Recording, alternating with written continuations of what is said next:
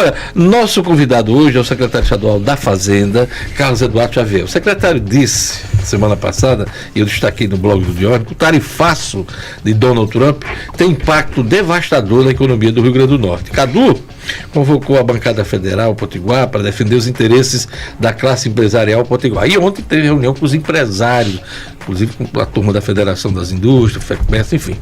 Ele vai trazer esses detalhes para a gente. O secretário Carlos Eduardo Xavier está aqui com a gente. Bom dia, secretário. Bom dia, Diógenes, bom dia, Duda, bom dia, Pedro, bom dia, ouvintes da Mix. É sempre um grande prazer estar aqui com vocês. Prazer é nosso em recebê-lo. Vamos falar do tarifaço. Você já disse que tem um impacto devastador. Qual foi a análise que vocês fizeram ontem com a Federação das Indústrias e os demais empresários?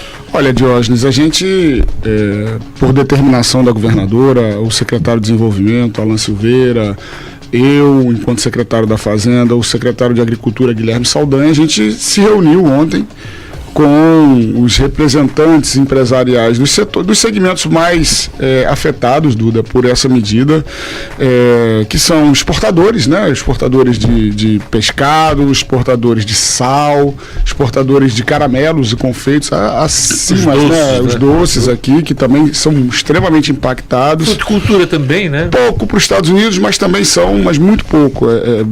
A maioria do produto deles está na Europa, mas também são impactados, e a gente fez uma reunião muito boa, assim, eu diria que numa sintonia muito grande de pensamentos, né, todos que se colocaram naquele momento, obviamente se colocaram contra essa medida, se colocaram pedindo, né, uma reversão dessa medida, que o governo federal atue para uma reversão dessa medida, ou, se não for possível, nesse primeiro momento, em sintonia também com a reunião que houve ontem do vice-presidente da República, Geraldo Alckmin, com a Confederação Brasileira da Indústria e vários setores, e vários setores, de que haja uma postergação, né, para que se abra uma negociação. Então, essa reunião terminou com a formação de um grupo para elaborar uma carta, né, do Estado do Rio Grande do Norte, não do governo do Estado, né, da economia do Estado, junto com o governo do Estado,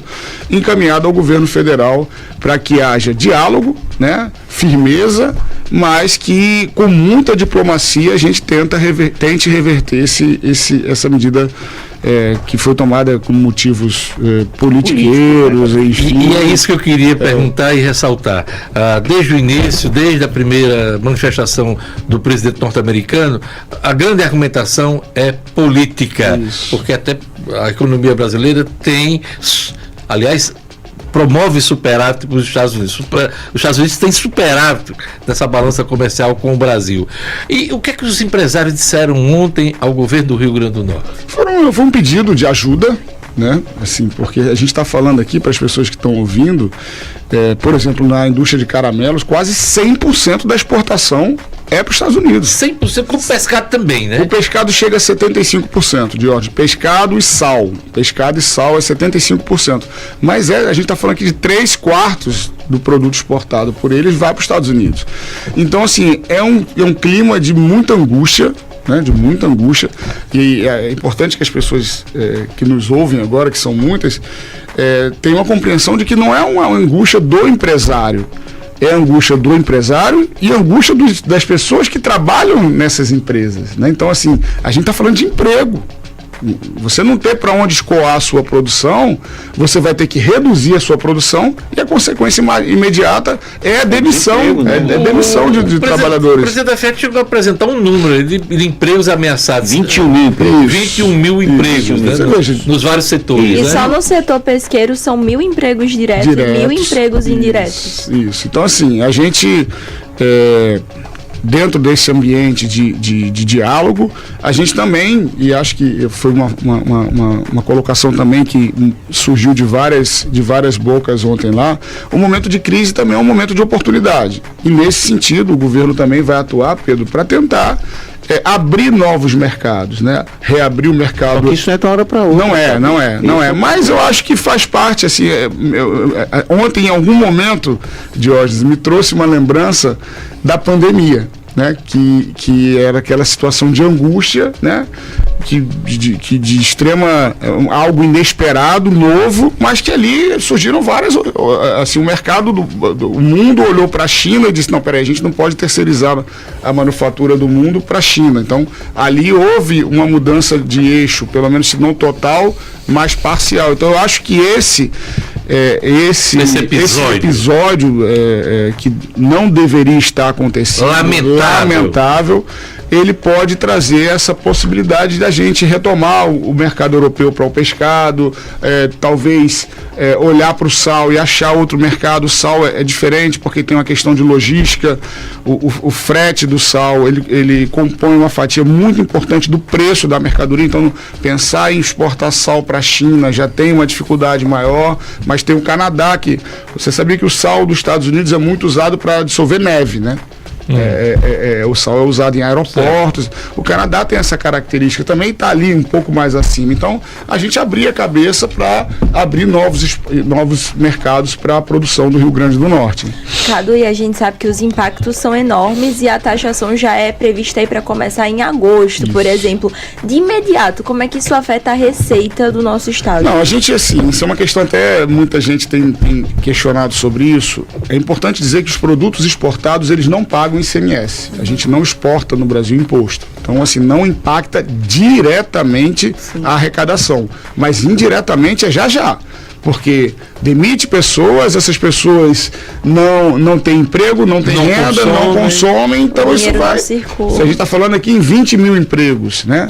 Também tem a questão dos insumos que são adquiridos por essas empresas. Então, assim, impacto direto de falar vai deixar de exportar, vai perder ICMS. Mas a médio prazo, sim. Ô, Cadu, quando nós falamos em 50% tarifaço, né? Você não apenas como secretário, mas como político também, né? Sim. Você enxerga que pode mudar de uma hora para outra? É a nossa esperança. Ele já fez alguns movimentos bruscos e depois retornou, pelo menos parcialmente. Aí a gente tem que apostar no poder, né, de diálogo que o nosso país sempre teve, né? Em alguns momentos não, mas a nossa... Como é que se fala o nome, meu Deus? Faltou agora. Os nossos...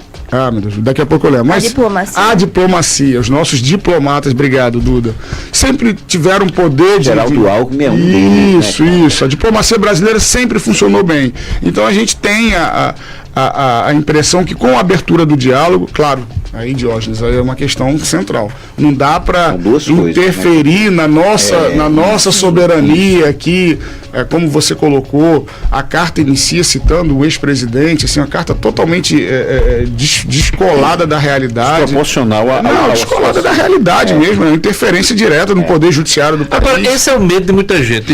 O Trump, ele voltou atrás por questões econômicas. Ele, inclusive, teve que rever situações, inclusive, de dobrar tarifa na China, no México, na própria Europa. Ele voltou por questões econômicas. Mas dessa vez, secretário, a motivação é política. E aí, ninguém sabe. Aí você cria esse cenário de incertezas se ele pode voltar atrás. Mas, o Diógenes, eu concordo com você, é inegável, está na carta que a motivação é política, mas ela tem impactos econômicos lá, inclusive. Sim, né? Sim. Lá, inclusive, como você disse. No café, na fruticultura, no minério, no alumínio, pescado também. Tanto impacta aqui nas empresas que exportam, mas os clientes que compram esses produtos lá... Tá mais caro. E não é tão rápido assim como o Pedro colocou agora. Abrir novos mercados não é tão rápido. E você achar novos clientes a gente está falando de comércio internacional, também não é de uma hora para outra. É verdade. Então tem uma pressão. Já hoje de manhã vindo para cá, eu já li que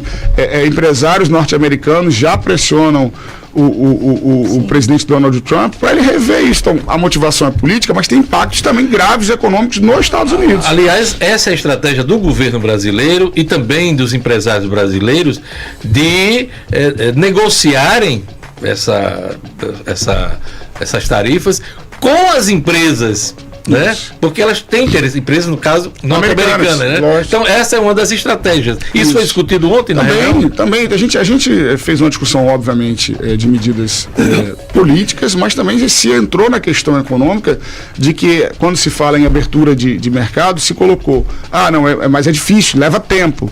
Mas também você conseguir novos fornecedores para esses produtos que não vão mais para os Estados Unidos, se isso for mantido, não é fácil na ponta de lá. Sim. Então, essa pressão interna dos empresários americanos no governo Trump, eu acho que vai com bom... e aí também colocar, Diógenes, a posição dos empresários de que o governo brasileiro adote um tom de diplomacia, né, para que essas provocações de parte a parte elas não se mantenham. Eu acho que é uma linha interessante, mas abrir mão da soberania está fora. Detalhe, viu, Cadu?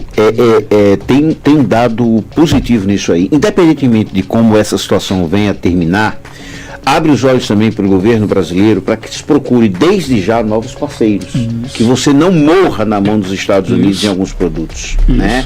Se busque China, se busque Europa, se busque, sabe, a Ásia como num todo. Né? Porque você não pode simplesmente dizer não. E se daqui a uma semana a Melina dorme de calça jeans e Trump diz vou fazer tudo de novo? E aí, como é que fica? Foi um tiro no pé, secretário? Qual é a avaliação que vocês fazem do ponto de vista político? Foi um tiro no pé? Total. Sim, hoje saiu uma pesquisa, hoje de manhã, do Instituto... Da Quest, lá de Minas Gerais, né? Já mexeu sensivelmente na aprovação e desaprovação do governo Lula. A motivação política ficou escancarada dessa medida e a gente não pode colocar em risco a economia do país, Pedro, olhando para interesses pessoais, que me parece muito claro que houve uma articulação aí de pessoas ligadas, até familiares do ex-presidente da República, para que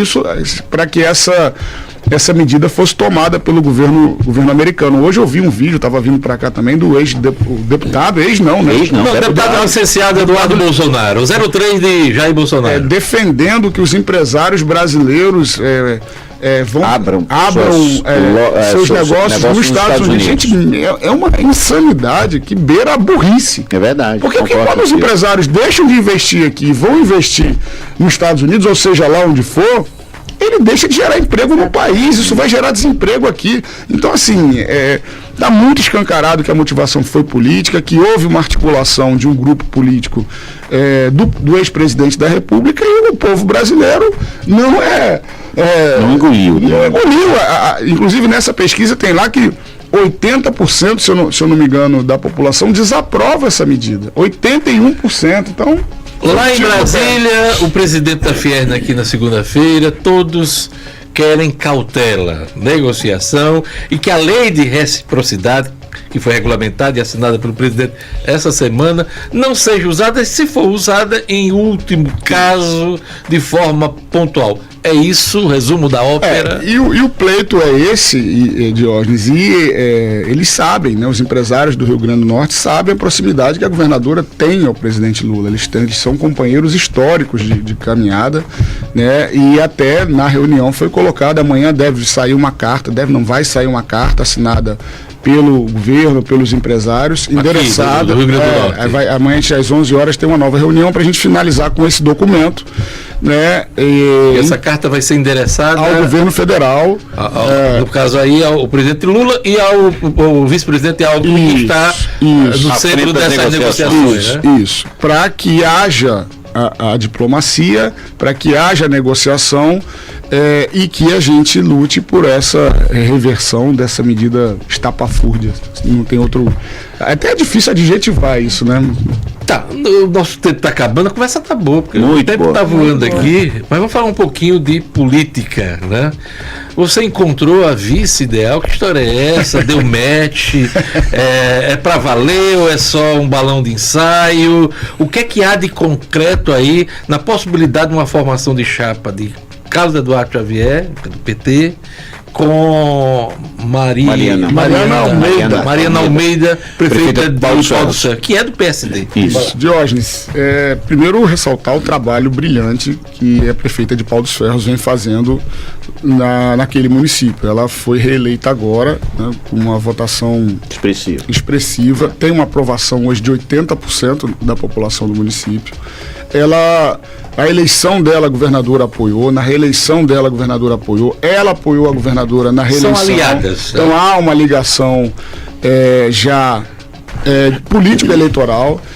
A gente se encontrou na verdade foi em Paulo dos Ferros, ela estava chegando num evento de uma reforma de uma escola, que a governadora estava lá, eu estava lá também, e quando ela entrou no ambiente prévio do ato público, a governadora chegou a vice de Cadu e ficou aquele clima. Claro que conversas ali já tinham sido, já havia sido levantada essa possibilidade, e assim, pra gente é muito bom. Eu soube que já houve um convite formal da governadora para que a prefeita de Paulo dos Ferros caminhe com vocês.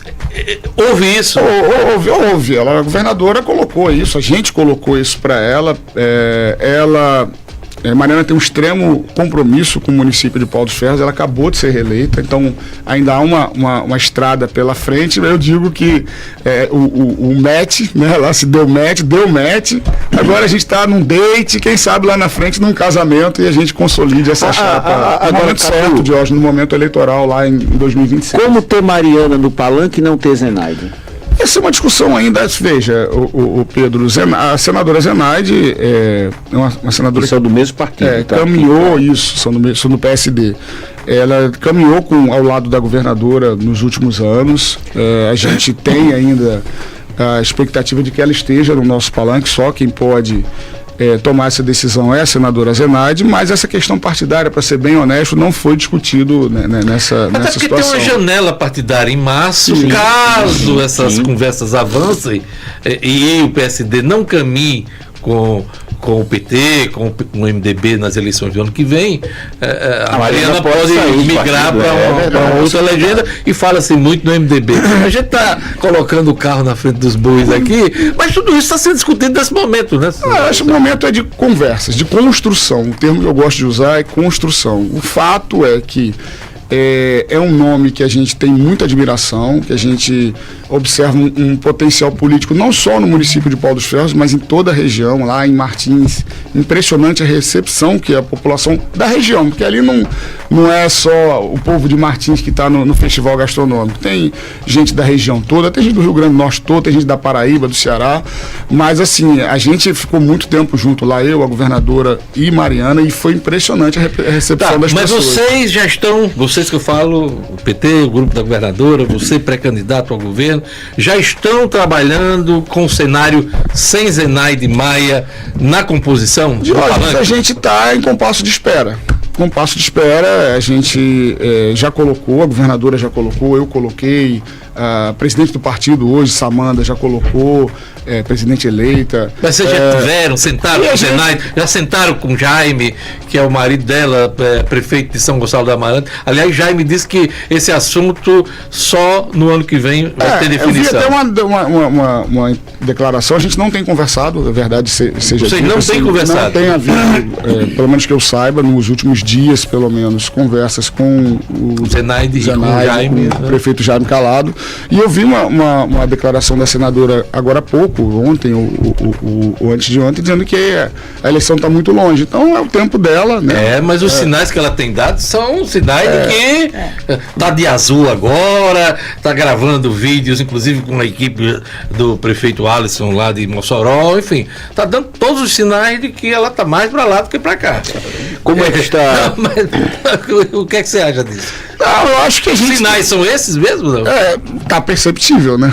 Assim, a gente vê ela está até mudando agora a forma de atuação nas redes. Eu vi um vídeo, ficou visível a mudança da abordagem, né? Mas assim, diretamente para nós não chegou. Mas vocês não desistiram ainda de... Não desistiram, Diógenes, aí é o tempo da política. É o tempo da política. Vamos aguardar os próximos capítulos. Só temos um minuto. Como é que o pré-candidato Cadu vê vamos chamar a pré-campanha dele? Olha, a gente está muito animado, assim, a gente está muito motivado. Os números já, essa motivação, essa receptividade nas ruas já começam a se reverter em números positivos. Quando você fala isso, é pesquisa em pesquisas eleitorais. Então, assim, mas mais do que a pesquisa, Diógenes, eu sinto que a pré-campanha já vai se consolidando. As pessoas já olham para mim como um pré-candidato, já me reconhecem, né? Porque eu tenho esse desafio. O que era uma ideia, você acha que a coisa está se consolidando? Está se consolidando e a gente está ampliando essa discussão com a prefeita Mariana lá de Pau dos Ferros. Mariana Almeida. Ela extrapola os muros do PT, então a gente está ampliando o leque de conversas com outras forças políticas e a gente está consolidando essa pré-campanha. Só uma última coisa, 30 segundos. O MDB estava querendo indicar o vice. Se vocês estão conversando com Mariana Almeida e ela está no PSD, como é que fica essa história do MDB? Essa questão partidária a gente vai discutir mais à frente, mas o que eu garanto para você é que o vice-governador Walter Alves tem conhecimento de todas essas conversas. Então, tudo, inclusive do convite a Mariana. Tudo está sendo muito alinhado com o MDB. O vice-governador tem sido muito correto com todo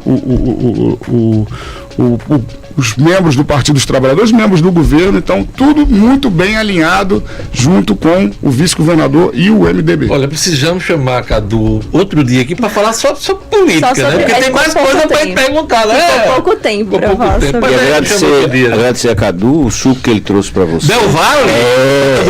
Ele tá feliz com ele fica aí, porque o Botafogo tá bombando agora de técnico. Eu fiquei animado com a vitória sobre o Vasco no final de semana, mas ontem me desanimei.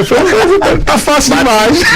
Vamos lá, vamos encerrar o programa. Obrigado, Cadu.